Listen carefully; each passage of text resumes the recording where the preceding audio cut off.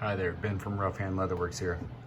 In this video I'm going to be upgrading the stitching on this lifting belt for better looks and durability. While I have the stitches popped off, I'm going to show you how to clean and condition vegetable tan leather items like this, ensure that they'll last you multiple lifetimes. I'll be replacing the stitching on this belt with a more durable, better looking waxed thread. This weight belt was obviously machine stitched, as you can see here with the texture on the face of the leather. That's the texture on the bottom of the foot of the sewing machine, and as it moves across the piece, it tends to mar up the leather. If you insist on machine stitching a veg-tan item like this, you can help prevent that with some low friction tape taped onto the bottom of the piece, and it'll help glide along the leather, not create so much of a texture there. Anyway, because it's machine stitched, I know that the thread is not going to be as strong because it utilizes what's called a machine lock stitch, which basically means the top thread comes through the piece, forms a loop, the bottom thread also comes through the piece, hooks into that loop, and they're locked into each other in the middle of the piece. Now it sounds strong, but because they're locked into each other, they're constantly going to be pulling and trying to tear through each other.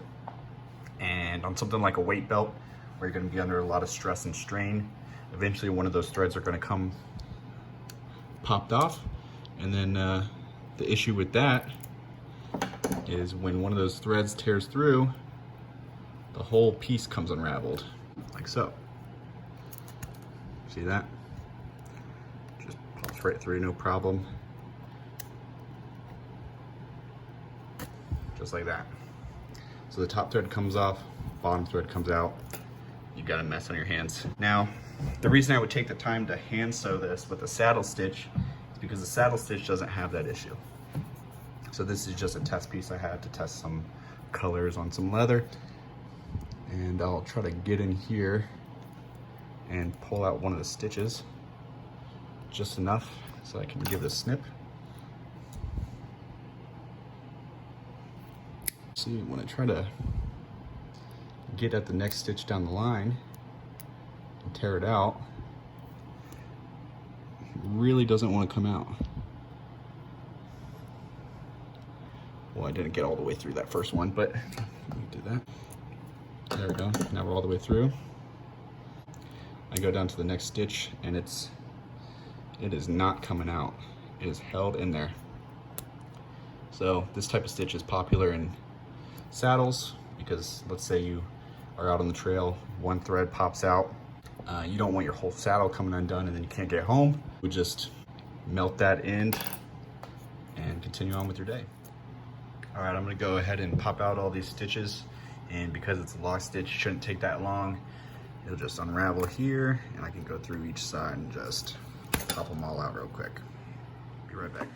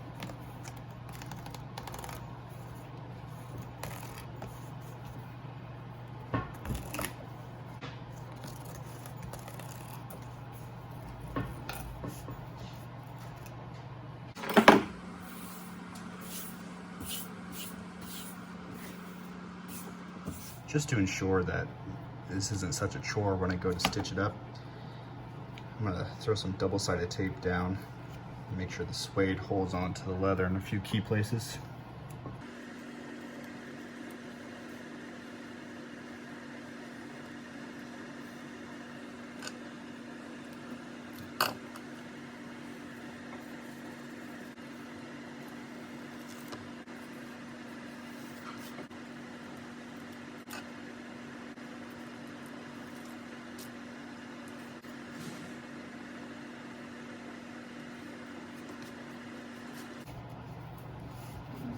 Alright, now that I've got the suede backing down on there, I'm going to go ahead and clean the belt. You can see here, compared to this area, you'll see that the billet end is a little bit darker, a little bit more oil. That's just from more use and manipulation with my hands. And then somewhere around here on the back side, you'll see it's a little bit lighter in color, a little bit drier, a little more cracked. It doesn't have as many oils in it. So we got to get that all consistent across the belt so that it reduces the chances of it cracking and drying out. First, we're going to clean it though. We're going to open up the pores and get all the dirt and sweat and grime out of there. After that, we'll seal in the moisture with some conditioner. Now there are 1,000 products to clean and condition your leather. You'll find tons of them anywhere, Walmart, CVS, find them on the internet. What I'll be using today is called saddle soap. It's what a lot of equestrians and saddlers like to use for their veg-tan leathers. This one comes in a spray, also comes in a little, like a bar. That's not necessary though. You might have the right household items around. You could just use baby soap or maybe some Dr. Bronner's, anything that's a lighter soap, unscented. Just mix it 1 part soap, 10 parts water. Also gonna need a small bowl of water, rags, sponge, and for anything particularly grimy or stubborn, maybe an old toothbrush. So a quick strategy for getting a nice consistent clean across your whole product. Just mentally portion out the item that you're gonna be cleaning. So maybe we'll say portion 1 is holes 1 through 6 on the belt, portion 2, 6 through 12, and then the third portion I'll clean is maybe the word gem to the end of the billet, the holes. Then I'll clean golds, then I'll clean the turn. Spend time on each section, make sure it's clean before you move on to the next one. Just get a nice consistent finished product. Basically what you're gonna wanna do is just get a lightly damp rag and just wet the area. Consistently, evenly. This is gonna pull off a lot of that dirt and grime and dust before you move on to the soap. And if your item's really not that dirty, you can really get away with a light scrubbing with a damp cloth. That might be all you need before you condition it. It's good to just use little clockwise motions.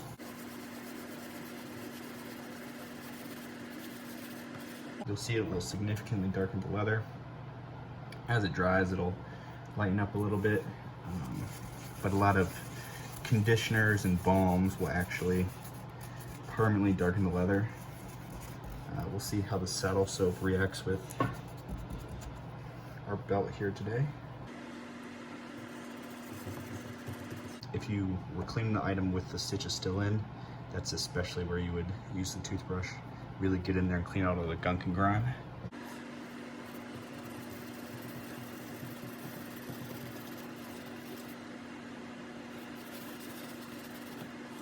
All right, once we have the area cased with a damp cloth, we're gonna go ahead and bring out our sponge. I'm using a Scotch-Brite sponge. I do not recommend using the coarse side. It might scratch up the face of your leather.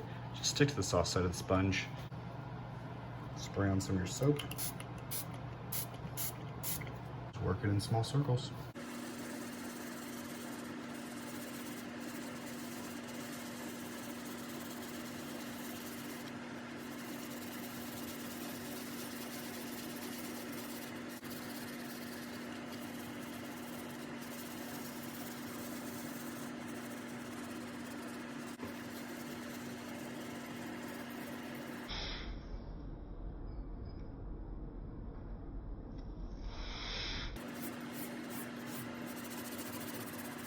All right, I'm gonna move on to my next section.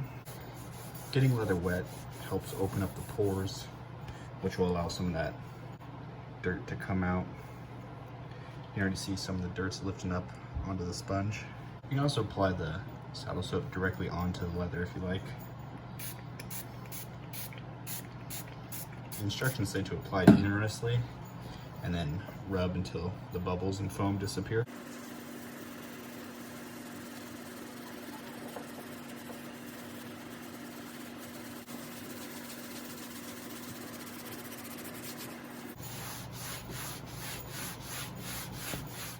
Like with any soap, or when you're cleaning something, you're stripping away oils. And with leather, when you strip away the oils, you're taking away the moisture, what makes it soft and supple, keeps it from cracking. So you're not going to want to use saddle soap or any other light soap on a leather item that often. Probably anywhere between 3 and 6 months. You're not going to want to use it every month. You're definitely not going to use it more than once a month.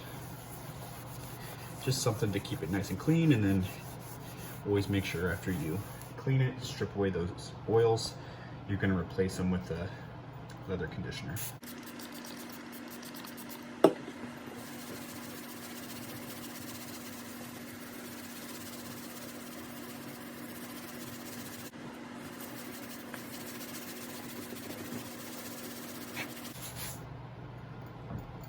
Starting to lift up a lot of dirt and grime off of it, and the belt's actually becoming kind of softer and less dusty.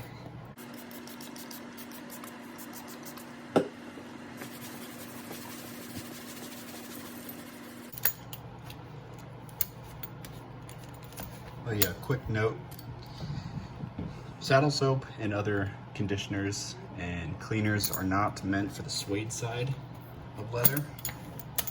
So even if this weren't lined with a split suede and this were just the flesh side of the leather, you still wouldn't want to clean it and use a conditioning agent on the suede side.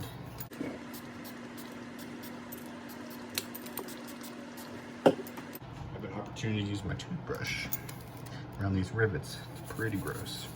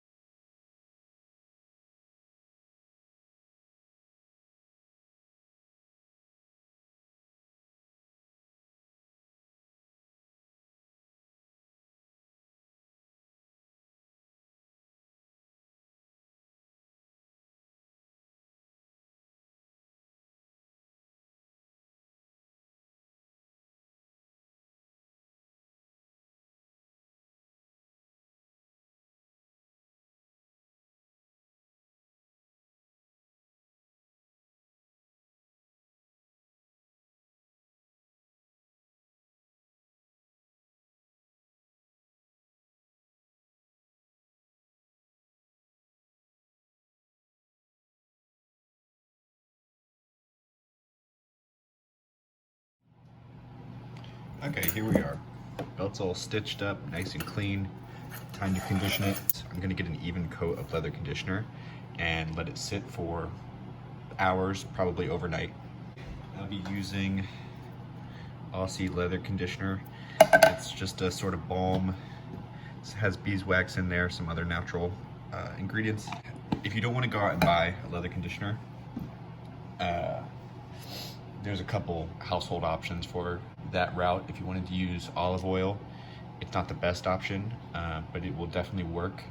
It's a little bit harder to evenly coat items with something so liquidy. So if it's something like olive oil or neat's foot oil, anything really oily and liquid, less of a balm or a spread like that, it'll be harder to evenly coat it. So if you have a smaller item, it's much easier to dip the item in a bowl of it rather than to try to apply to a cloth and evenly spread it out over the item. You might just get splotchy, uneven application in that method. So I'm gonna take my clean cloth, take a scoop of the leather conditioner and just start applying it to the item. And it's okay to apply it on the stitches. Once it soaks in and you buff off the rest of it, just pay extra attention to the stitches and get everything off. It'll be just fine.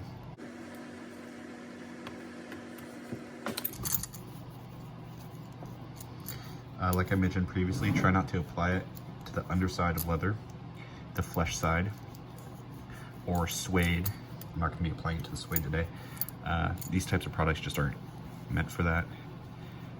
There are ways to keep suede clean. Generally it involves different style of products and brushes, and it's more of manually removing dirt than it is cleaning with soap or conditioning with a balm.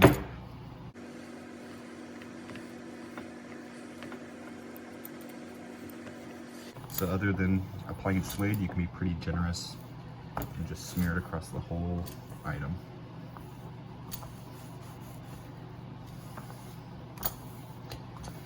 And so I have my item in the sun right now, just for the shot.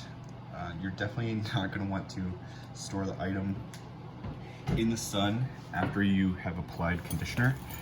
It will significantly darken the product, especially if you put something like olive oil on it or useful oil, and then you sit it out in the sun. It's basically like applying suntan oil and sitting out in the sun in your backyard and getting a nice tan. So it definitely darken leather. If that's what you want, you can absolutely do that. Just make sure it's not too hot or sits for too long, or it will get dry and brittle. Just kind of like if you've got a sunburn, it's the same effect. Your skin feels tighter and drier.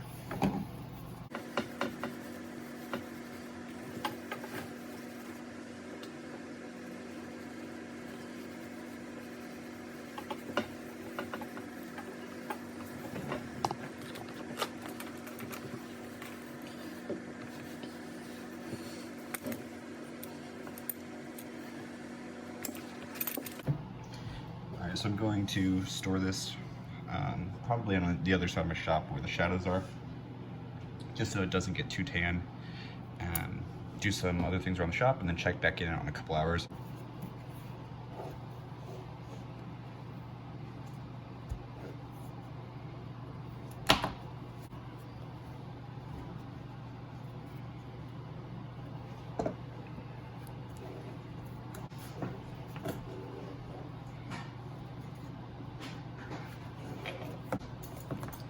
Once you have your first major pass done and most of the excesses taken off, you can really get in there and start. Make sure it's clean, right?